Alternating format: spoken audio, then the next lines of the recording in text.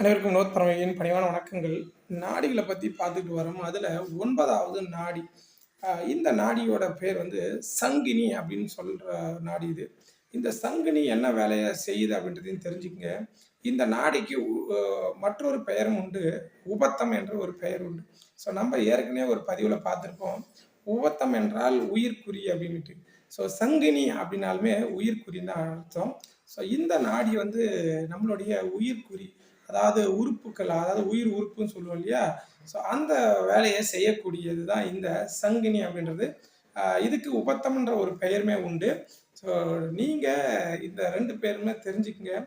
நம்மளுடைய உயிர்க்குறி, அதாவது இந்த உயிர்க்குறி தான் நம்மளுடைய ரீப்ரொடக்டிவ் ஆர்கன்றதையும் புரிஞ்சுங்க. அடுத்த ஒரு சங்கதிய உருவாக்குறதுக்கான வேலைய இந்த சங்கினி அப்படிதான் ஒரு நாடி தான் செய்துட்டு வருது அப்படின்றத தெரிஞ்சுக்கங்க. வாழ்க யோகம், யோகம் நலம். அடுத்த பதிவுல கண்டிப்பா சந்திக்கிறேன். நன்றி.